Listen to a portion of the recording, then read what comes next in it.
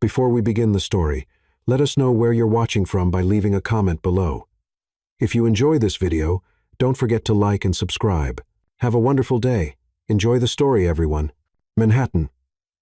Pinnacle Tower Corporate Building. Coffee spilled across the marble table when Sophia Bennett slammed her fist down so hard that even the ornamental plants trembled. 50 pairs of eyes turned toward her in the lobby of Wall Street's most exclusive skyscraper. Incompetent. The word echoed through the glass and steel environment like a gunshot. You are absolutely, completely, categorically incompetent. The silence that followed was so thick you could cut it with a knife. Sophia breathed heavily, her face red with anger, pointing her finger at the most feared man in American corporate circles.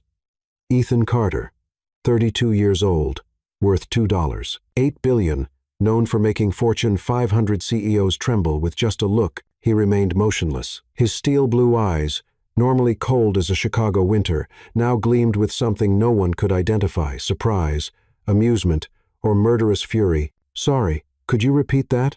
His voice came out dangerously low, with that Upper East Side accent that usually made assistants faint. Sophia swallowed hard, but the venom of adrenaline still coursed through her veins. "You heard me perfectly.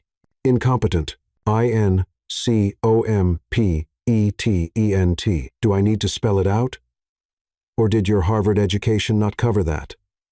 A collective murmur swept through the lobby. Someone whispered, "She's dead." Another muttered something about, "Nice knowing her." The receptionist looked ready to faint. Ethan took a step forward, closing the distance between them to less than 3 feet. Sophia was tall, 5'9", but he still towered over her easily at 6'3". His cologne, something expensive that probably cost more than her salary, invaded her senses. "Do you have any idea who you're talking to, Miss Bennett?" "Sophia Bennett. And yes, I do. I'm talking to the man who just destroyed 6 months of my work because he couldn't be bothered to review contracts before signing them." She crossed her arms, keeping her chin raised. "The man who fired 50 families 1 week before Christmas because resource optimization looks good in annual reports." "Ah."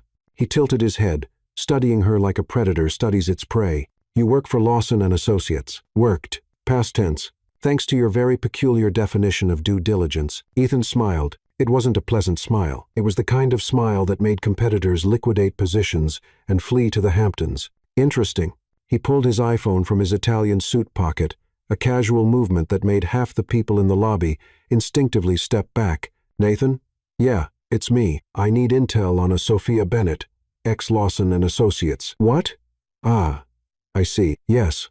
That explains everything." Sophia felt her stomach drop. Darn.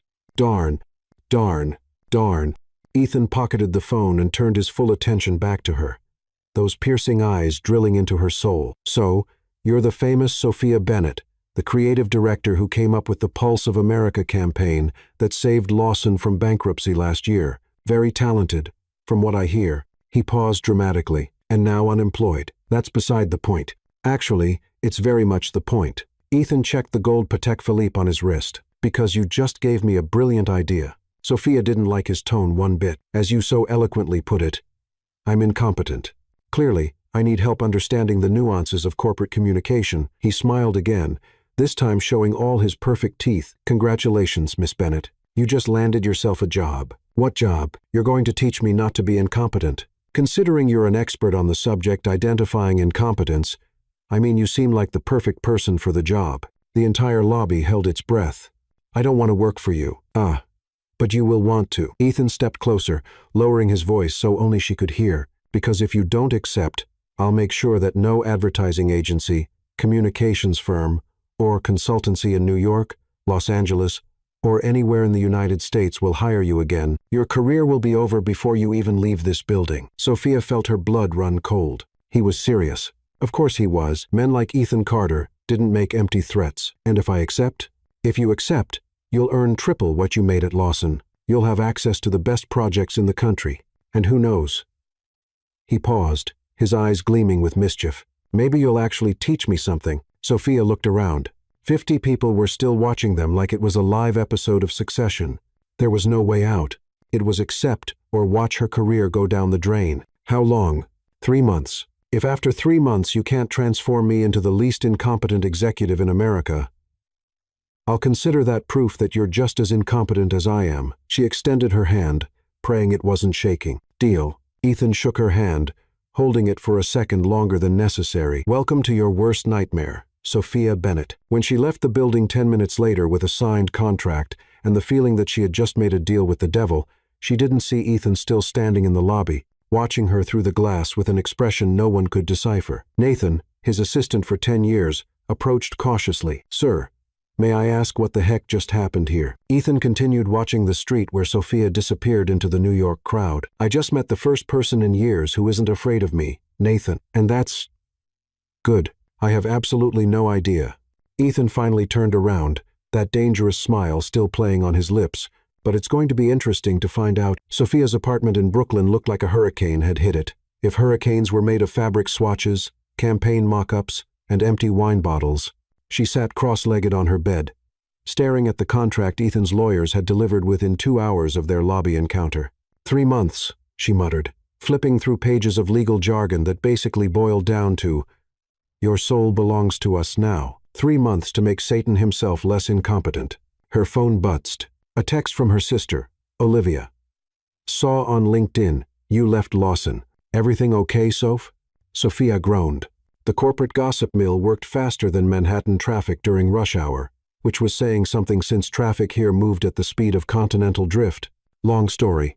Call you later. Might be moving to my personal nightmare temporarily. Are you joining a reality television show? Despite everything, Sophia laughed. Trust Olivia to make entertainment industry jokes at a time like this. Another buzz.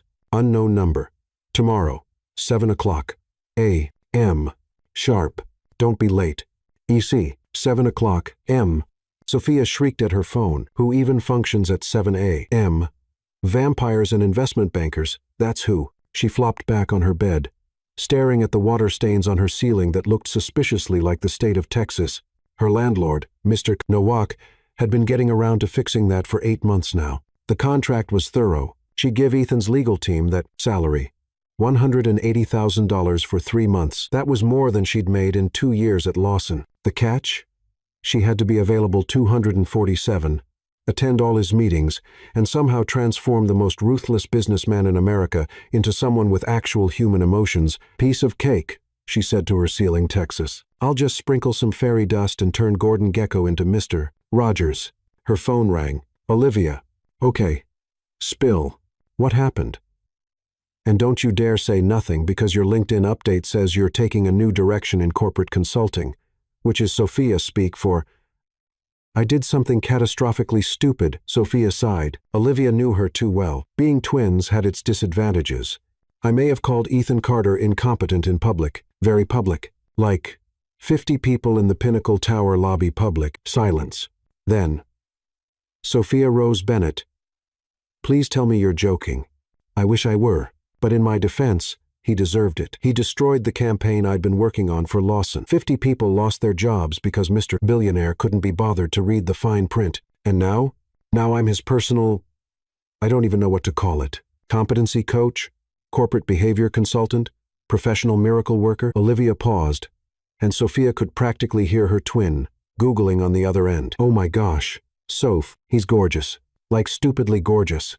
And rich. And apparently single. According to Forbes, he's also colder than a penguin's backside, and has the emotional range of a calculator, but gorgeous. Olivia. Focus. I'm not here to swoon over him. I'm just saying, maybe this won't be so bad. 3 months.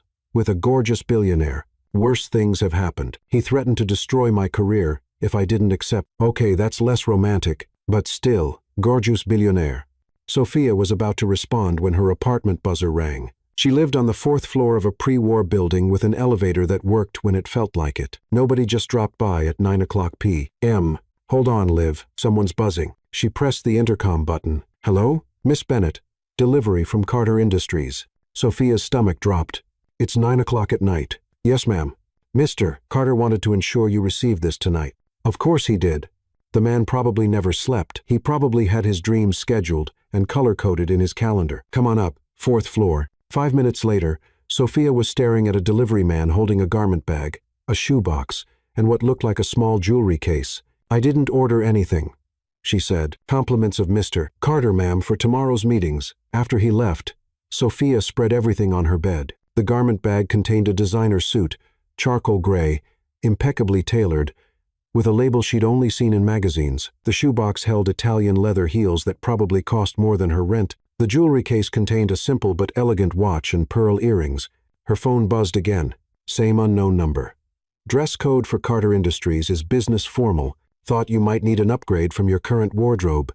EC. Sophia looked down at her paint-stained NYU sweatshirt and yoga pants. The audacity of this man. She picked up her phone and typed back, "I have professional clothes. Thanks." Response came immediately. "I saw what you were wearing today. Trust me, you don't." Sophia gasped. The nerve. She'd been wearing her best blazer. Okay, her only blazer that didn't have coffee stains. But still, that blazer was from Banana Republic. Exactly my point. See you at 7 o'clock a.m. Conference room A. Don't be late. Sophia stared at the phone, then at the expensive clothes laid out on her bed. Part of her wanted to march back to Pinnacle Tower right now and throw everything at his perfectly groomed head. But the rational part, the part that remembered her empty bank account and the stack of overdue bills on her kitchen counter, whispered that maybe, just maybe, she should swallow her pride. She tried on the suit. It fit perfectly. Of course it did. Ethan Carter probably had people whose job was knowing everyone's measurements just by looking at them. The watch was beautiful, simple, elegant, expensive, without being flashy. The kind of watch that said, "I belong in boardrooms," rather than, "I'm trying too hard." Her reflection in the mirror looked like a different person. Professional, confident, like someone who could actually go toe-to-toe with a billionaire and win. "Okay, universe," she said to her reflection. 3 months? I can survive 3 months with anyone, even if that anyone is an arrogant, condescending, impossibly handsome. She stopped herself. Where had that come from? Her phone buzzed one more time. "Olivia. Soph, you still there? You went quiet, and that makes me nervous." Sophia looked at herself in the mirror again, then at the contract on her bed, then at the view of Manhattan's skyline through her tiny window.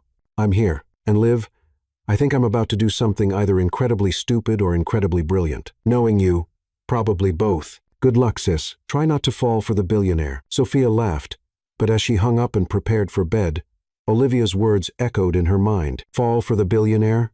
That was ridiculous. She'd rather fall for a hungry shark. Although, she had to admit as she drifted off to sleep, both were probably equally dangerous. The last thing she remembered thinking was that tomorrow, her real challenge would begin. And Ethan Carter had no idea what he'd gotten himself into. Neither did she. But that was a problem for future Sophia. Present Sophia was just trying to survive until morning without having a panic attack. Outside her window, Manhattan glittered like a million promises and threats, and somewhere in that maze of lights, Ethan Carter was probably still awake, planning her first day in what he'd called her worst nightmare. Sophia smiled grimly in the darkness. If he thought he was her nightmare, he was about to discover that she could be one, too. Sophia arrived at Pinnacle Tower at 6:55 a.m., clutching a venti coffee, like her life depended on it. The morning doorman, a different one from yesterday's disaster, looked her up and down with obvious approval. "You must be Miss Bennett." "Mr. Carter is expecting you, 42nd floor, conference room A." The elevator ride felt like ascending to Mount Olympus, if Mount Olympus had been designed by someone with a serious marble obsession and too much money. Sophia checked her reflection in the polished steel doors. The designer suit made her look like she belonged here, even if she felt like an imposter. Conference room A was a glass-walled shrine to corporate intimidation. Floor-to-ceiling windows offered a breathtaking view of Manhattan, while a mahogany table that could probably seat the entire UN dominated the center. At the head of that table sat Ethan Carter, looking annoyingly perfect in a navy suit that probably cost more than her car. He didn't look up when she entered. "You're 3 minutes early," he said, still focused on his laptop. "I'm impressed. I'm always punctual," Sophia replied, setting her coffee down and taking the seat across from him. Unlike some people who think contracts are optional reading, that got his attention. Those steel blue eyes snapped up to meet hers, and Sophia felt a little thrill of satisfaction. Score one for her. "Shall we begin your education, Miss Bennett? I thought I was here to educate you." "Oh, you are. But first, you need to understand what you're working with." Ethan closed his laptop with a decisive click. "Nathan." The door opened immediately, and a man in his 52nd entered. Tall, impeccably dressed, with the kind of efficient energy that screamed executive assistant extraordinaire. "Nathan Liu, meet Sophia Bennett." "Sophia, Nathan has been keeping me functional for the past decade. If you need anything, and I mean anything, he's your go-to." Nathan smiled warmly, a stark contrast to his boss's Arctic demeanor. "Pleasure to meet you, Miss Bennett. I've heard quite a lot about yesterday's encounter." "All bad, I'm sure," Sophia said. "On the contrary, it's been years since anyone made Mr. Carter smile like that." "I was not smiling," Ethan said sharply. "Of course not, sir. Me mistake." Nathan's expression remained perfectly neutral, but Sophia caught the slight twinkle in his eyes. She liked him already. "Nathan, please bring Miss Bennett up to speed on today's schedule." Nathan produced a tablet with the efficiency of a magician pulling rabbits from hats. 9 o'clock a.m.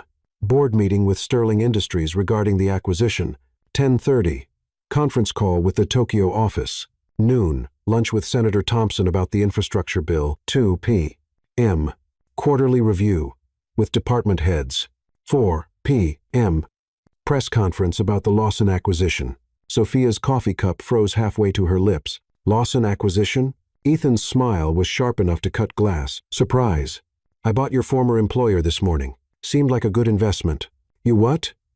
"When?" "How?" "Hostile takeover. Very hostile. Started the paperwork at midnight. Closed the deal at 5 o'clock a.m. He leaned back in his chair, looking insufferably pleased with himself. They never saw it coming. Sophia stared at him, pieces clicking into place. "You bought Lawson just to make a point to me." "I bought Lawson because it was undervalued and poorly managed. The fact that it makes a point to you is merely a delicious bonus." "You're insane. I'm thorough. There's a difference." Ethan stood up, buttoning his suit jacket. "Now, are you ready for your first lesson in how I do business?" The boardroom for the Sterling meeting was even more intimidating than Conference Room A. 20 executives in identical dark suits sat around a table that could have doubled as an aircraft carrier. Sophia took a seat in the corner, notebook ready, trying to look like she belonged. Ethan commanded the room without even trying. His presence was magnetic, not warm, exactly, but impossible to ignore. When he spoke, everyone listened. When he smiled, everyone tensed. "Gentlemen, ladies," he began, his voice carrying easily across the vast space. "Let's discuss why Sterling Industries needs Carter Industries more than they're willing to admit." What followed was a masterclass in corporate negotiation that was equal parts brilliant and terrifying. Ethan dissected Sterling's quarterly reports like a surgeon, exposing weaknesses with surgical precision. He anticipated every objection, countered every argument, and somehow made it look effortless. Sophia found herself taking notes not on what he was doing wrong, but on what he was doing right. His grasp of market dynamics was encyclopedic. His strategic thinking was 3 steps ahead of everyone else. His ability to read people and exploit their insecurities was, well, it was horrible and impressive in equal measure. The problem wasn't his competence. The problem was his complete lack of empathy. When Sterling's CFO mentioned potential layoffs, Ethan's response was clinical. "Redundancies are inevitable in any merger. The question is whether you want to control the process or have it control you." When someone raised concerns about company culture, Ethan waved it off. Culture is a luxury companies indulge in when they're not worried about survival. Sterling isn't in that position. He was right. But the way he said it made Sophia's skin crawl. These weren't numbers on a spreadsheet. They were people's lives. 2 hours later, Sterling Industries had been acquired for 40% less than their asking price, and everyone in the room looked like they'd been through a blender. "Excellent meeting," Ethan said as the Sterling executives filed out, looking shell-shocked. "Nathan, please send the usual congratulations basket to their office, the expensive one." "Of course, sir." When the room cleared, Ethan turned to Sophia with raised eyebrows. "Well, your assessment." Sophia looked down at her notes, then back at him. "You're not incompetent. Thank you for that ringing endorsement. You're brilliant. Actually, terrifyingly so." She stood up, facing him across the now empty boardroom. "But you're also completely heartless." "Heartless?" For the first time since she'd met him, Ethan looked genuinely surprised. "That's a strong word. You just bought a company, and you're already planning to fire people. But you discuss it like you're ordering lunch. These are human beings, Ethan. They have families, mortgages, kids in college, and if I don't make the hard decisions now, even more people will lose their jobs when the company fails completely." His voice was still calm, but Sophia caught a flicker of something annoyance, maybe hurt in his eyes. Sometimes being the villain means being the person who actually solves the problem. There has to be a middle ground between heartless efficiency and business failure, does there? Ethan moved closer, and Sophia was suddenly aware of how tall he was, how the expensive fabric of his suit stretched across broad shoulders. Show me what? Show me this mythical middle ground. You have 3 months to prove that successful business can be conducted with, what did you call it? Heart? He was close enough now that she could smell his cologne, see the tiny scar above his left eyebrow. Consider this your first assignment. Sophia lifted her chin, meeting his gaze directly. Fine, but I'm going to need access to everything. Financial reports, personnel files, strategic planning documents, everything. Done. And I want to sit in on all your meetings, already planned. And if I think you're making a decision that's unnecessarily cruel, I get to speak up. Ethan's smile was slow and dangerous. This should be interesting. As they left the boardroom, Sophia couldn't shake the feeling that she'd just agreed to something much more complicated than business consulting. The way Ethan had looked at her when she'd called him heartless, like she'd hit a nerve he'd forgotten he had. Nathan fell into step beside them as they headed toward the elevator. If I may say so, Miss Bennett, that was quite impressive.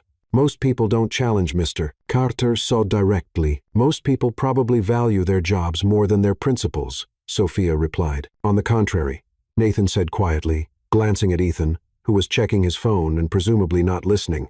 Most people just assume he doesn't have any principles to appeal to. The elevator doors opened, and as they stepped inside, Sophia caught Ethan watching her in the reflection of the polished steel doors. For just a moment, his usual mask of cool control slipped, and she saw something else underneath: curiosity, maybe, or challenge. This was going to be a very long 3 months, but as the elevator descended toward their next meeting, Sophia realized she was looking forward to it more than she'd expected. Ethan Carter might be the most arrogant, infuriating man she'd ever met. He was also the most intriguing puzzle she'd ever encountered, and Sophia had always been good at puzzles. By the end of her first week at Carter Industries, Sophia had witnessed 3 corporate acquisitions, 2 department restructurings, and 1 executive assistant having what appeared to be a nervous breakdown in the supply closet. She'd also developed a grudging respect for Ethan's business acumen and a healthy fear of his ability to destroy lives with a single email. What she hadn't expected was to find him in his office at 11 p.m. on a Friday, still working. Sophia had returned to retrieve her laptop charger. The one luxury Ethan's wardrobe makeover hadn't included was a new bag, and her ancient messenger bag had a broken zipper that occasionally ate important things. The executive floor was dark, except for the glow spilling from Ethan's corner office. She knocked on the open door. Don't you have a penthouse apartment to go home to? Or a yacht? Maybe a private island somewhere? Ethan looked up from his computer, and Sophia was startled to see exhaustion etched in the lines around his eyes. His tie was loosened, his shirt sleeves rolled up, and his usually perfect hair was disheveled, as if he'd been running his fingers through it. I have a penthouse, he said, but it's just as empty at 11 p.m. as it is at 7 o'clock p.m. The unexpected honesty in his voice caught Sophia off guard. This wasn't the coldly confident businessman she'd been sparring with all week. This was someone who looked lonely. When's the last time you took a real break? She asked, stepping into the office. And don't say lunch with Senator Thompson, because that was work disguised as food. I don't take breaks. Breaks are for people who can afford to stop moving. He gestured to the papers scattered across his desk. The Tokyo markets open in 6 hours. London's already trading. The world doesn't stop spinning just because it's Friday night in Manhattan. Sophia moved closer, studying the documents. Financial projections, market analyses, strategic planning reports. All for companies she recognized from this week's meetings. You're doing all this yourself. I have teams for implementation, but the decisions, he shrugged. Those are mine to make. That's insane. You can't personally oversee every detail of a multi-billion-dollar empire. Watch me. Sophia shook her head, sinking into the chair across from his desk. You know what your problem is? I'm sure you're about to tell me. You don't trust anyone. You micromanage everything because you assume everyone else will screw it up. She leaned forward, studying his face. What happened to you? Nobody becomes this controlling without a reason. Someone must have really let you down to make you think you have to do everything yourself. For a moment, something flickered across Ethan's features. Vulnerability, maybe, or old pain. Then the mask slammed back into place. Spare me the amateur psychology, Miss Bennett. I'm successful because I don't leave important things to chance. You're successful because you're brilliant, and you work harder than anyone else. But you're also miserable, alone, and probably about 30 minutes away from a stress-induced heart attack. I'm fine. Really? When's the last time you laughed? and I mean really laughed. Not that terrifying smile you use to intimidate people. Ethan was quiet for a long moment, staring at something over her shoulder. I don't remember. The admission hung in the air between them, raw and unguarded. Sophia felt something shift in her chest, not pity, exactly, but understanding. She recognized the look in his eyes because she'd seen it in her own mirror during the worst days at Lawson, when the pressure felt crushing and success seemed impossible. Come on, she said, standing up. Where? Away from here. You need to remember what it feels like to be human instead of a profit-generating robot. I have work to finish. The work will still be here tomorrow. The world managed to spin for billions of years before Ethan Carter started trying to personally supervise its rotation. She held out her hand. Trust me. He stared at her outstretched hand, like it might bite him. I don't trust anyone. I know. That's why this is going to be terrifying and probably good for you. After a moment that stretched like eternity, Ethan reached out and took her hand. His palm was warm, slightly rough, and sent an unexpected jolt of electricity up Sophia's arm. She told herself it was just static from the office carpeting. Where exactly are we going? He asked as she led him toward the elevator. You'll see. 20 minutes later, they were standing outside a tiny late-night diner in Queens that looked like it had been decorated by someone with a serious obsession with vintage Americana and chrome fixtures. The neon sign buzzed and flickered, advertising Sal's. Open 247, best coffee in NYC. Ethan stared at the establishment, like she'd brought him to Mars. This is your idea of… what, exactly? Food, real food. Not those fancy business lunches where everyone's too busy posturing to actually eat. Sophia pushed open the door, setting off a cheerful bell. Plus, I'm starving, and I refuse to eat alone while you slowly kill yourself with overwork. The interior was exactly as advertised. Red vinyl booths, a checkerboard floor, and a jukebox that was probably older than both of them. A handful of customers occupied scattered tables, a taxi driver nursing coffee, 2 nurses still in scrubs sharing a piece of pie, an elderly man reading a newspaper. Sophia. A woman in her 62nd with steel gray hair and a smile that could power a small city emerged from behind the counter. Honey, what are you doing here so late? And who's this handsome stranger? Hey, Rose. This is Ethan. Ethan, meet Rose. She makes the best apple pie in the 5 boroughs. Rose looked Ethan up and down, taking in the expensive suit and watch with shrewd eyes. Wall Street. Something like that, Ethan said carefully. Well, any friend of Sophia's gets the good booth. Rose led them to a corner table with a perfect view of the street. Coffee's fresh, and I just pulled a meatloaf out of the oven. As Rose bustled away, Ethan looked around the diner with genuine bewilderment. How do you know her? I used to come here when I was working late at Lawson. Sometimes, when the pressure got really bad, I'd take the subway out here just to remember that there was a world outside of advertising agencies and quarterly reports. Sophia slid into the booth across from him. Rose always had coffee ready and never asked questions about why I looked like I'd been crying. You cried? Everyone cries sometimes, Ethan. It's part of being human. She studied his face. When did you last cry? I don't cry. Ever. Sophia leaned back, processing this information. That's not normal. You know, emotionally healthy people cry. It's how we process stress and grief and overwhelming feelings. I process stress by solving problems. Grief is inefficient, and overwhelming feelings are a luxury I can't afford. Rose returned with coffee and menus, giving them a moment to absorb the awkwardness of Ethan's declaration. Sophia wrapped her hands around her mug, using the warmth to center herself. Okay, new rule, she said finally. While we're here, you're not allowed to talk about business efficiency or profit margins. This is officially a business-free zone. Then, what are we supposed to talk about? Normal things. Hobbies, family, movies you've seen recently. She paused. You do have hobbies, right? Ethan was quiet for so long that Sophia wondered if he'd heard the question. I used to play piano, he said finally. When I was younger, before. He trailed off, staring into his coffee. Before what?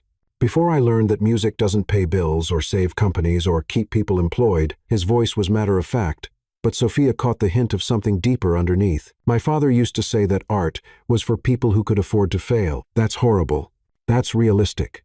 The world doesn't owe anyone a living just because they can play Chopin. Sophia felt a spark of anger on behalf of the younger Ethan, who'd given up music for cold pragmatism. Maybe not, but the world is a lot less beautiful without people who can play Chopin. Ethan looked up at her, something unreadable in his expression. You really believe that? I believe that the things that make us human, art, music, creativity, emotion, those aren't luxuries. They're necessities. Without them, we're just very sophisticated machines. Very sophisticated machines that keep the economy running and people employed. Very sophisticated machines that work themselves to death in empty penthouses and never remember the last time they laughed. They stared at each other across the small table, the air between them charged with unspoken challenges and unexpected honesty. Sophia realized she was seeing glimpses of the person Ethan had been before. He'd armored himself in success and isolation. Rose appeared with plates of meatloaf, mashed potatoes, and green beans that looked like they'd been prepared by someone's grandmother. "Here you go, kids. Eat up." Ethan stared at his plate like he'd never seen comfort food before. "I usually eat sushi." "Of course you do. Raw fish is the perfect meal for someone who's forgotten how to feel things." Sophia took a bite of meatloaf and closed her eyes in appreciation. "This is real food. Food with soul. Food with approximately 3 times the recommended daily allowance of sodium. Food that Rose made with love, instead of a team of molecular gastronomists with too much time and not enough common sense." Despite himself, Ethan smiled, not the sharp, predatory smile he used in boardrooms, but something smaller and more genuine. "You have very strong opinions about food." "I have strong opinions about most things. It's one of my more charming qualities." Sophia grinned at him. "Try the meatloaf. I promise it won't kill you." Ethan took a tentative bite, chewed thoughtfully, and took another. "It's actually quite good." "Don't sound so surprised. Poor people have been making delicious food for centuries. We just never had the marketing budget to convince rich people it was worth eating."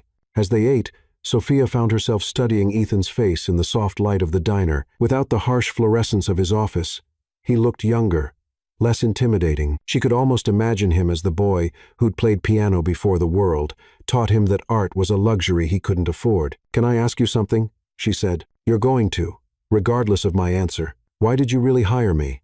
And don't give me that line about needing to learn competency. We both know you're the most competent person in any room."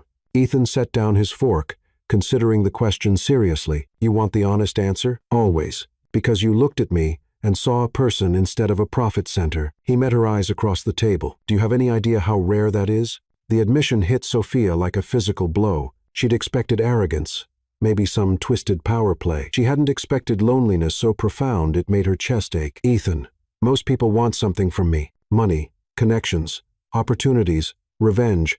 You just wanted me to be better." He laughed, but there was no humor in it. It was refreshing. Being better isn't that complicated. You just have to care about something other than winning. Caring is dangerous. When you care about things, you can lose them. When you lose things you care about, it hurts. He pushed mashed potatoes around his plate. "I learned a long time ago that it's easier to not care. Easier, maybe, but not better." Sophia reached across the table without thinking, covering his hand with hers. "You can't protect yourself from loss by refusing to live." Ethan stared down at their joined hands, and Sophia felt that same electric jolt she'd experienced in his office. This time, she didn't pull away. "What if I've forgotten how?" he asked quietly. "Then you learn again. That's what people do. We mess up. We forget important things. And then we remember them again." She squeezed his hand gently. "I could teach you." "Teach me what?" "How to be human. How to laugh. How to care about things without being terrified of losing them." She smiled. "Think of it as advanced consulting." Ethan was quiet for a long moment, his thumb tracing an absent pattern across her knuckles. The simple touch sent warmth spiraling through Sophia's entire body, and she realized with startling clarity that this was dangerous territory.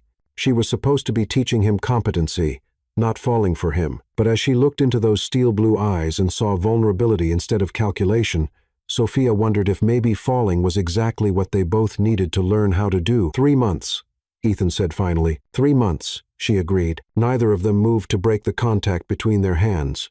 And outside Sal's diner, Manhattan glittered with a million possibilities. Neither of them had dared to imagine before tonight. 3 weeks into their arrangement, Sophia had developed a routine. Coffee at 6:30 a.m.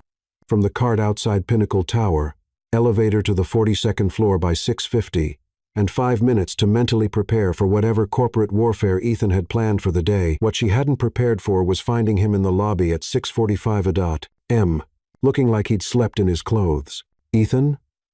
She approached cautiously, noting the wrinkled shirt, the stubble, the way his usually perfect hair stuck up at odd angles. "Are you okay?" He looked up at her with bloodshot eyes. "Define okay. Did you sleep here?" Sleep is for people who don't have the Alvarez group trying to orchestrate a hostile takeover of their entire company. He stood up stiffly, wincing as his back protested. Nathan brought me a change of clothes an hour ago. I just haven't had time to use them. Sophia felt a familiar stab of frustration. When's the last time you went home? Tuesday, maybe Monday. The days blur together after a while. He started walking toward the elevator, and Sophia noticed the slight tremor in his hands. We have a board meeting in 30 minutes. The Alvarez Group has been buying up our stock through shell companies for weeks. They're making their move today. And you're going to fight them off running on what? 3 hours of sleep in the past 72 hours? I'm going to fight them off because that's what I do.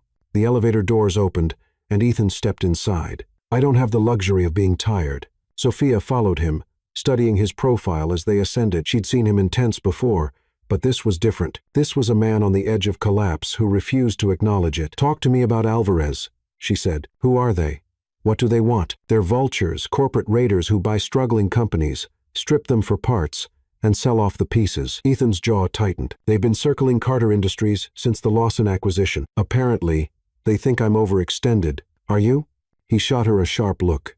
I'm never overextended. That's not what I asked. The elevator doors opened on the 42nd floor, and Ethan strode toward his office without answering. Sophia hurried to keep up, her heels clicking against the marble floor. Ethan, talk to me. How bad is this? He stopped abruptly, turning to face her. For a moment, his mask slipped completely, and Sophia saw raw fear in his eyes. If they succeed, it's over. Everything I've built, everyone I employ gone. Alvarez doesn't preserve companies. Sophia, they destroy them. How many people work for Carter Industries directly? 8,000. If you count subsidiaries and partner companies, he ran a hand through his disheveled hair, maybe 20,000. 20,000 families. 20,000 people whose livelihoods depended on the man standing in front of her. Swaying slightly from exhaustion, Sophia felt the weight of that responsibility settle on her own shoulders. Okay, she said. What do you need me to do? Nothing. This isn't a PR problem. This is a fight for survival, and I fight alone. No, you don't. Sophia stepped closer, close enough to smell the coffee and stress radiating from him. Not anymore. You hired me to make you better at business, right?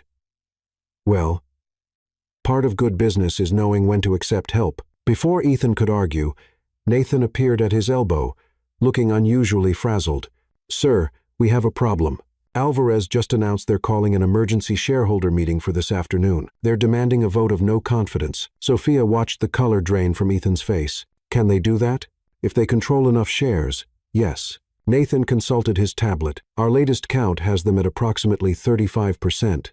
They need 51% for a majority. So, we need to make sure they don't get it, Sophia said. Both men looked at her like she'd announced her intention to fly to the moon. We? Ethan asked. Yes, we. You said I had 3 months to prove that business could be conducted with heart. Well, this is my chance. Sophia pulled out her phone. Nathan, I need a list of every major shareholder, every board member, every investor who has a significant stake in this company, and I need their personal information, not just business contacts, but everything. Where they live, what they care about, what keeps them up at night. Sophia, what are you thinking? Ethan's voice was cautious. I'm thinking that Alvarez is treating this like a hostile takeover, all aggression and intimidation. But what if we treated it like a campaign? What if, instead of fighting our shareholders, we reminded them why they invested in Carter Industries in the first place? Nathan was already typing furiously on his tablet. I can have that information to you within the hour. Make it 30 minutes. Sophia turned back to Ethan. And you shower, shave, put on a clean shirt. You look like you've been sleeping in a parking garage. I don't take orders from your consultant? Yes, you do. That's literally what you're paying me for. Sophia softened her tone. Ethan, you can't win this fight if you collapse from exhaustion before it even starts. Trust me. For a moment, she thought he might argue, then his shoulders sagged slightly, and he nodded. 30 minutes. Then, we meet in conference room A. As Ethan disappeared toward his private bathroom, Nathan lingered behind. Miss Bennett, may I say something? Of course. In 10 years of working for Mr. Carter, I've never seen him accept help from anyone. The fact that he's listening to you. Nathan paused, choosing his words carefully. It's significant. He's scared, Sophia said quietly, and scared people make bad decisions. I'm not going to let him destroy himself trying to save everyone else. There's something else you should know. Nathan glanced around to make sure they weren't being overheard. The reason Alvarez is targeting us now, after the Lawson acquisition, it's personal. Personal? How? Carlos Alvarez is Ethan's half-brother. Sophia felt the bottom drop out of her stomach. His what? Same father, different mothers. Carlos was born 6 months after Ethan, but his mother was… Well, let's say she wasn't the wife. When their father died, he left everything to Ethan. Carlos got nothing, and now he wants revenge. He wants what he believes is rightfully his, and he's willing to destroy Carter Industries to get it. Nathan's expression was grim. This isn't just about business, Miss Bennett. This is about family. Sophia sank into the nearest chair, her mind reeling. A hostile takeover was one thing she could strategize against corporate raiders. But a family feud? That was infinitely more complicated and dangerous. Does Ethan know you told me this? Mr. Carter doesn't discuss his family with anyone. But if you're going to help him fight this battle, you need to understand what you're really up against. 20 minutes later, Sophia was surrounded by files, financial reports, and background checks spread across the conference table like a battle plan. She'd called in favors from her old contacts at Lawson, reaching out to anyone who might have insight into Alvarez Group's operations. What she found wasn't encouraging. Carlos Alvarez was methodical, patient, and utterly ruthless. He'd spent the past 5 years systematically acquiring companies, stripping them of assets, and selling the remains to the highest bidder. His success rate was nearly 100%. But as Sophia dug deeper into the profiles of Carter Industries shareholders, she began to see patterns. These weren't just investment portfolios, they were people. Dr.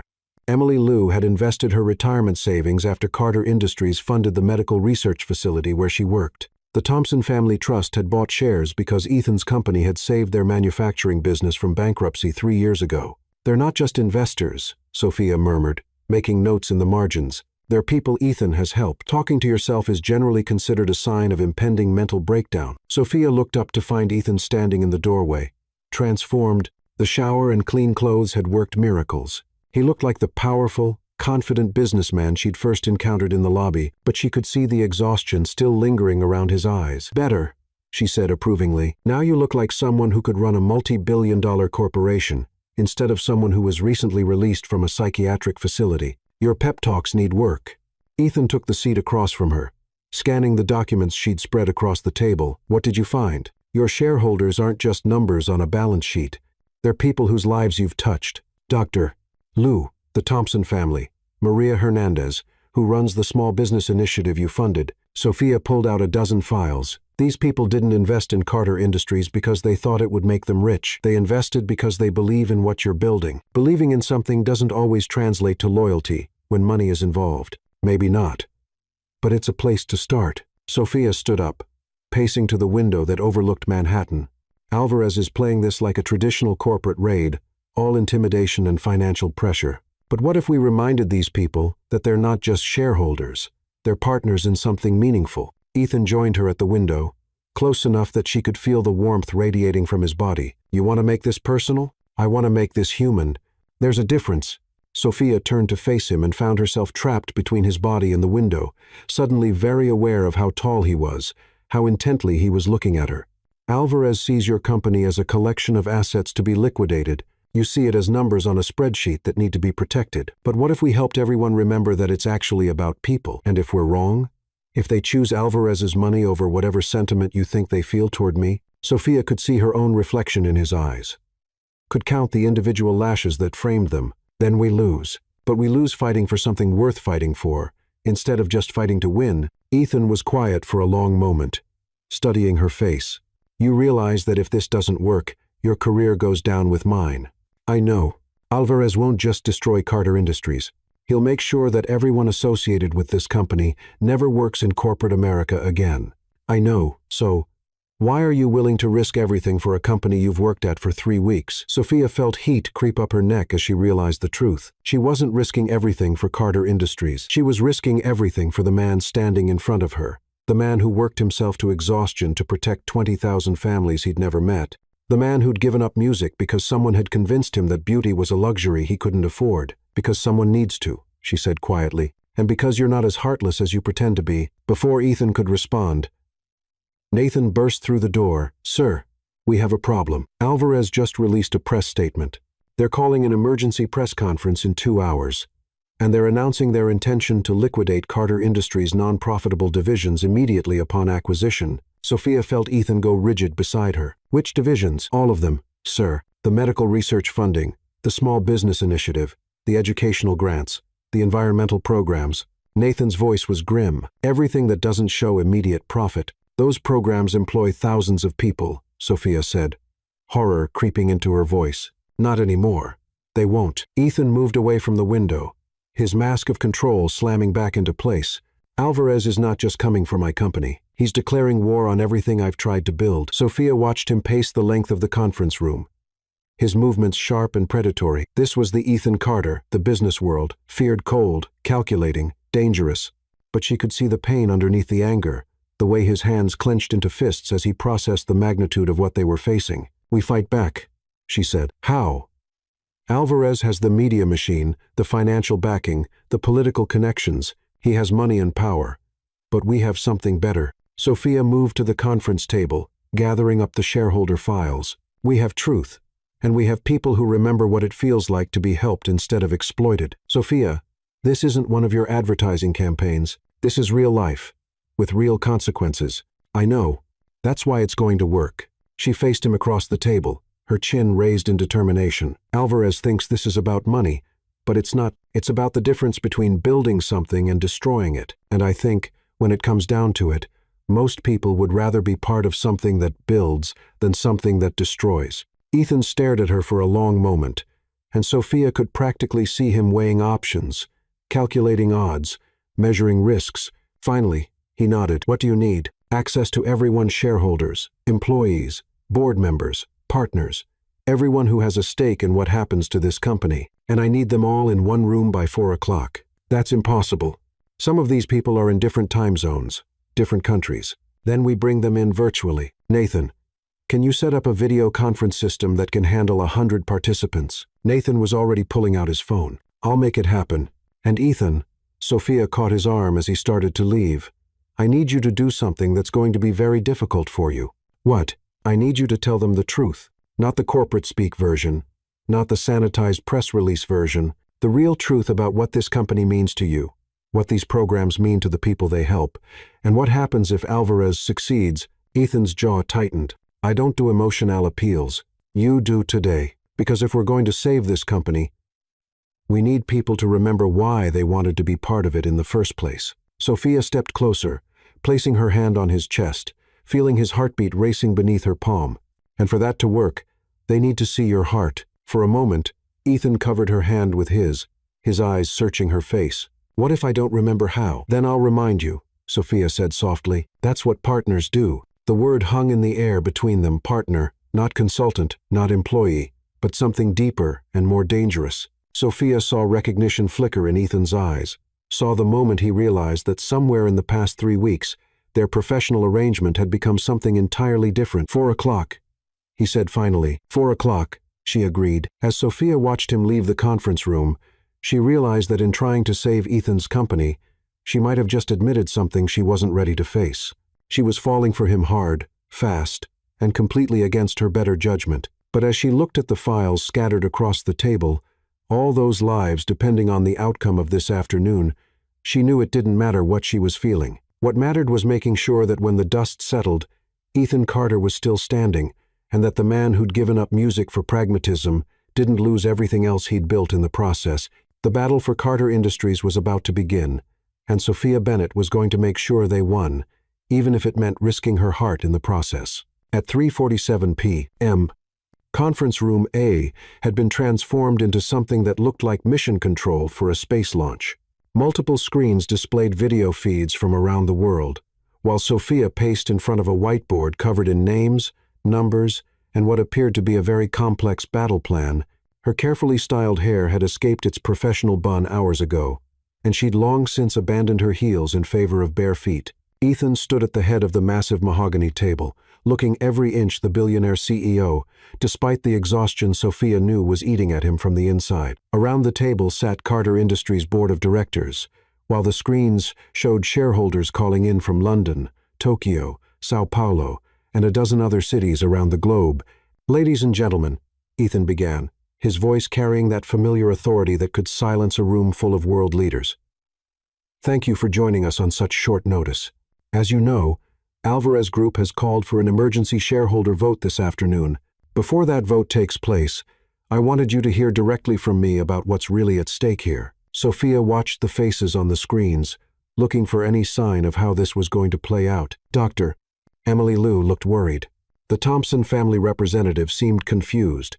Maria Hernandez from the Small Business Initiative appeared to be taking notes. "The numbers are simple," Ethan continued. "Alvarez Group now controls approximately 35% of Carter Industries stock. They need 51% to gain control of the company. What they're not telling you is what happens if they succeed." He clicked a remote, and the main screen displayed a detailed breakdown of Alvarez Group's business model. Sophia had helped him prepare this presentation, but watching him deliver it, she was struck again by how commanding he was when he let his guard down just enough to show he actually cared. "Alvarez Group specializes in what they call asset optimization," Ethan said, his voice taking on a harder edge. "What that means in practice is that they buy companies, fire as many employees as possible, sell off anything that doesn't generate immediate profit, and liquidate the rest. In the past 5 years, they've acquired 17 companies. Those companies previously employed a combined total of 43,000 people. Today, fewer than 8,000 of those jobs still exist." A murmur went through the room and across the video connections. Sophia saw several shareholders exchanging glances. "If Alvarez Group gains control of Carter Industries," Ethan continued, "they have already announced their intention to immediately terminate what they call non-profitable divisions. That includes our medical research funding program, which currently supports breakthrough cancer research at 15 hospitals.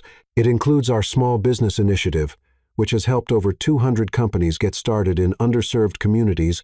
It includes our educational grant program, which has sent over 5,000 students to college who couldn't otherwise afford it." Dr. Liu leaned forward on her screen. "Ethan, is this confirmed?" "They would really eliminate the medical research funding. It's not just confirmed, Emily. It's their stated strategy." Carlos Alvarez gave an interview to the Wall Street Journal this morning, where he called our humanitarian programs feel-good waste that shareholders shouldn't have to subsidize. Sophia watched the ripple of shock and anger that went through the virtual room. This was exactly what she'd hoped for. These people weren't just investors, they were partners in something meaningful. "But here's what Alvarez Group doesn't understand," Ethan said, and Sophia heard something new in his voice, something warmer, more personal. "They see these programs as expenses to be cut. I see them as investments in the future." Dr. Liu's research program has produced 3 patents that generated over $50 million in licensing fees last year. Our small business initiative has created partnerships that brought in $200 million in new contracts. Our educational grants have produced engineers, doctors, and entrepreneurs who are now contributing to our economy in ways that can't be measured on a quarterly report.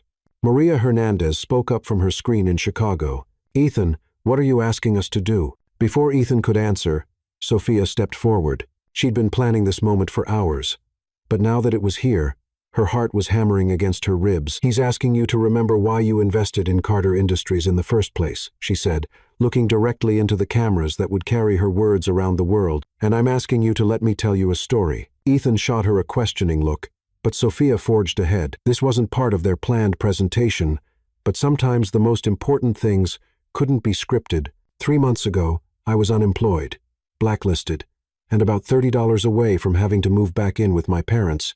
I just lost my job because of a corporate acquisition that went wrong. An acquisition that Ethan Carter had orchestrated. I was angry, humiliated, and I blamed him for ruining my life. She could see confusion on the faces around the table and on the screens. This definitely wasn't what anyone had expected to hear. So, when I ran into him in the lobby of this building, I did something incredibly stupid. I called him incompetent. In front of 50 people, I told him he was heartless, that he cared more about profit margins than human lives. Sophia glanced at Ethan, who was watching her with an unreadable expression. "And you know what he did? He could have had me arrested for harassment. He could have sued me for defamation. He could have used his considerable power to make sure I never worked again." She turned back to the cameras. "Instead, he hired me. He gave me a chance to prove that business could be conducted with heart instead of just calculation. He let me challenge him, argue with him, and force him to see his company through different eyes." Dr. Liu was leaning forward on her screen now, clearly intrigued. "And what did you find?" I found a man who works 18-hour days because he knows 20,000 families depend on the decisions he makes. I found someone who personally reviews every application for our educational grants because he wants to make sure the money goes to kids who will use it to build something better. I found a CEO who could make an extra $100 million a year if he cut our humanitarian programs, but refuses to do it because he knows those programs save lives. Sophia's voice grew stronger as she continued. Carlos Alvarez looks at Carter Industries and sees assets to be stripped and sold. But that's not what this company is. This company is Dr. Lou's Cancer Research. It's the Thompson family's manufacturing business, staying afloat during the recession. It's Maria's initiative that helped 200 entrepreneurs follow their dreams. She walked to the whiteboard where she'd mapped out every shareholder, every connection, every life that Carter Industries had touched. Alvarez Group wants you to vote based on fear that you'll lose money, fear that you'll miss out on short-term profits. But I'm asking you to vote based on hope that we can build something that lasts, hope that business can be a force for good in the world, hope that when we're all gone, we'll have left something behind that made the world a little bit better. The room was completely silent now. Everyone focused on Sophia as she made her plea. Ethan Carter isn't perfect. He's stubborn, he's arrogant, and he has a tendency to think he can solve every problem by working harder instead of working smarter. But he's also the kind of leader who will fight for what's right, even when it's not profitable. He's the kind of man who will sacrifice his own comfort to protect people he's never met. And he's the kind of CEO who deserves partners who believe in something more than just money. Sophia turned to Ethan, who was staring at her with an expression of wonder and something that looked dangerously close to love. That's the man I've come to know over the past 3 months. That's the leader I'm asking you to support, not because it's the safe choice or the profitable choice, but because it's the right choice. She stepped back, her heart hammering, and Ethan moved to stand beside her. For a moment, she thought he might take over the presentation, return to the safety of numbers and projections. Instead, he did something that shocked everyone in the room. He smiled, not his usual sharp-edged business smile, but something genuine and warm and entirely human. "Sophia is right about one thing," he said, his voice carrying a tone none of them had heard before. "I'm not perfect. I've made mistakes. I've prioritized profits over people. And I've convinced myself that caring was a luxury I couldn't afford." He looked directly into the cameras, and Sophia could see him making a choice to be vulnerable in front of the most powerful people in his professional world. But 3 months ago, a very brave woman stood in this building's lobby and called me incompetent. She was right not because I didn't know how to run a business, but because I'd forgotten why I wanted to run one in the first place. Ethan moved to the window that overlooked Manhattan, and Sophia could see him gathering his thoughts. "My father built Carter Industries from nothing. He started with a single construction contract and a dream of creating something that would last, but somewhere along the way, he lost sight of that dream. He became so focused on winning that he forgot what he was trying to win for." Sophia realized that this was the first time she'd ever heard Ethan talk about his family with anything other than cold professionalism. "When my father died, he left me a company and a half-brother who felt cheated out of his inheritance. Carlos has spent the past 15 years trying to prove that he deserved what I inherited. And maybe he's right. Maybe he would have been a better choice to run Carter Industries." Several people started to protest, but Ethan held up a hand. "But Carlos sees this company as a legacy to be claimed. I've learned to see it as a responsibility to be honored. Every person we employ, every program we fund, every partnership we build, those aren't just line items on a balance sheet. They're promises we've made to be better than we were yesterday." He turned back to face the room and the cameras. "Alvarez Group is offering you money. I'm offering you purpose. They're promising short-term profits. I'm promising long-term impact. They want to liquidate what we've built. I want to build something even better." Ethan walked back to the table, placing his hands flat on the mahogany surface as he looked at each board member in turn. "In 15 minutes, you're going to vote on the future of Carter Industries. You can choose Alvarez's money, or you can choose to be part of something that matters. But whatever you choose, I want you to know that working with all of you has been the greatest privilege of my professional life." He straightened up, and Sophia could see him bracing for whatever came next. Dr. Lou was the first to speak. "I have a question for both of you. Sophia, you said that 3 months ago, you hated Ethan for destroying your career at Lawson. Now you're risking everything to save his company. What changed?" Sophia felt every eye in the room focus on her and realized this was the moment of truth. She could give a professional answer about business ethics and corporate responsibility, or she could tell the truth. "I fell in love with him," she said simply. The admission sent a shockwave through the room that Sophia could practically feel. Ethan went completely still beside her, and she realized she'd just made the biggest gamble of her life. Not just romantically, though. Yes, that too. I fell in love with the man who works himself to exhaustion to protect people he's never met. I fell in love with the leader who could make millions by cutting humanitarian programs, but refuses to do it because it's wrong. I fell in love with someone who gave up playing piano because he thought art was a luxury, but who builds beauty into everything he creates anyway. Sophia turned to face Ethan, no longer caring who was watching or what it might cost her professionally. I fell in love with the man who taught me that competence isn't about being perfect, it's about caring enough to keep trying to be better. The silence that followed felt like it lasted for hours. Then Maria Hernandez spoke up from Chicago. Well, that settles it for me. Any man who can inspire that kind of loyalty deserves mine. 2. Doctor, Liu nodded on her screen. I've been working with Ethan for 5 years. I've seen him make hard decisions, but I've never seen him make a cruel one. Alvarez Group can't say the same. One by one, the shareholders began to speak: the Thompson family, the Wilson Trust, the retirement fund managers who'd invested because they believed in Carter Industries' mission. Sophia watched Ethan's face as person after person chose to stand with him and saw something she'd never seen before. He was fighting back tears. By the time the vote was taken, Alvarez Group's bid for control had been decisively defeated. The final tally showed them with only 38% support, not nearly enough to gain control of the company. As the video calls ended and board members began filing out of the conference room, Sophia found herself alone with Ethan for the first time since her very public declaration of love. He was standing at the window again, looking out at the city he'd just fought to protect. So, she said, trying to keep her voice light, that was either the best or worst career move I've ever made. Ethan turned to face her, and Sophia was startled to see that his eyes were bright with unshed tears. Sophia, he said, but she cut him off. It's okay, she said quickly. I know this is complicated. I know you don't do relationships, and I know mixing business with personal feelings is probably against every rule in your corporate handbook. I couldn't let you fight this battle thinking you were alone.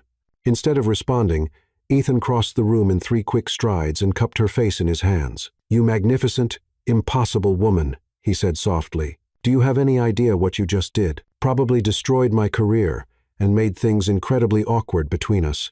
Ethan laughed, the first genuine laugh Sophia had ever heard from him. You saved my company. You saved 20,000 jobs. You reminded me why I wanted to build something in the first place. His thumbs traced along her cheekbones, and Sophia felt her breath catch. And you made me realize that I've been an idiot for the past 3 months. Only 3 months? Well, probably longer than that. But specifically, I've been an idiot about you. Ethan's voice grew serious. I hired you because you weren't afraid of me. I kept you around because you challenged me. But I fell in love with you because you saw something in me that I'd forgotten existed. Sophia's heart stopped. You what? I fell in love with you, Sophia Bennett, somewhere between that first day in the lobby and watching you convince 100 powerful people to believe in something bigger than money. I fell completely, irrevocably in love with you. Before Sophia could respond, Ethan's mouth was on hers, and she discovered that kissing a billionaire was surprisingly similar to kissing anyone else, except for the part where her knees went weak. Her brain short-circuited, and she forgot her own name. When they finally broke apart, Sophia realized they were both breathing hard. So, she said, trying to regain her equilibrium, does this mean I'm still employed? That depends. Are you still interested in teaching an arrogant billionaire how to be human? Sophia smiled, reaching up to straighten his tie. I think you're making pretty good progress on your own. But yeah, I'm interested, as long as the benefits package includes regular trips to Sal's diner, the occasional reminder that you're allowed to take breaks, and the occasional piano recital. Sophia's eyebrows shot up. You're going to start playing again? Someone very wise recently told me that art isn't a luxury, it's a necessity. And I have a lot of years to make up for. Ethan smiled, and Sophia realized it was the most beautiful thing she'd ever seen. Besides, I need to serenade the woman who saved my company. Our company, Sophia corrected. Nathan told me you're making me a partner, not just a consultant. Nathan has a big mouth. Nathan has excellent judgment, just like his boss when he remembers to listen to his heart instead of just his calculator. Ethan spun her around the empty conference room, both of them laughing like teenagers. When he set her down, Sophia realized that somewhere in the past 3 months, she'd found exactly what she didn't know she was looking for. So, what happens now? She asked. Now, we go home to my empty penthouse, order Chinese takeout, and you teach me how to play piano again. Ethan kissed her forehead gently. And tomorrow, we start building something even better than what we saved today. Sophia looked out at Manhattan spread below them, all those lights representing all those lives they'd fought to protect, and realized that sometimes the best things in life came from the most unexpected places, like falling in love with the man you once called incompetent in front of 50 witnesses. "I love you too, by the way," she said, in case that wasn't clear from my earlier public humiliation. "It was clear," Ethan said, pulling her close, "but I like hearing it anyway." As they left Pinnacle Tower together that evening, Sophia's phone buzzed with a text from Olivia. "Saw the news coverage of the Alvarez thing. Please tell me you didn't actually fall in love with the billionaire." Sophia looked at Ethan, who was trying to hail a cab while simultaneously checking his phone, and somehow still managing to look impossibly handsome. "Okay, I won't tell you that," she typed back. "Sophia Rose Bennett, you are either the luckiest woman alive or completely insane." Sophia smiled as Ethan successfully flagged down a taxi and held the door open for her with an exaggerated bow. "Probably both," she replied, "but I'm happy." And as their taxi pulled into Manhattan traffic, heading toward a penthouse where a billionaire was going to remember how to play piano while a former advertising executive taught him that the most important things in life couldn't be measured on a balance sheet, Sophia realized that sometimes incompetence was exactly what the world needed. Sometimes the best way to run a company was to remember that it was made up of people, and sometimes the most successful partnerships began with someone brave enough to call a powerful man incompetent in front of 50 witnesses. 3 months later, Carter Industries announced record profits, the expansion of all humanitarian programs, and the engagement of CEO Ethan Carter to newly appointed Chief Creative Officer Sophia Bennett. The wedding was held at Sal's Diner in Queens, where Rose made the cake, and the guest list included billionaires, board members, and a taxi driver who'd become friends with the happy couple during their regular late-night visits. And if the groom's piano performance during the reception made everyone cry, well, that was just proof that art really was a necessity, not a luxury. Some love stories begin with love at first sight. Others begin with someone brave enough to tell the truth, even when it's uncomfortable. Sophia and Ethan's story began with incompetence, bloomed through partnership, and grew into the kind of love that changes not just two people, but everyone around them, and they lived, not necessarily happily ever after, because real life is messier than fairy tales, but consciously, purposefully, and with the kind of fierce joy that comes from finding someone who makes you want to be the best version of yourself, even if that someone once made you so angry you called them incompetent in front of half of Wall Street. Especially then. The end.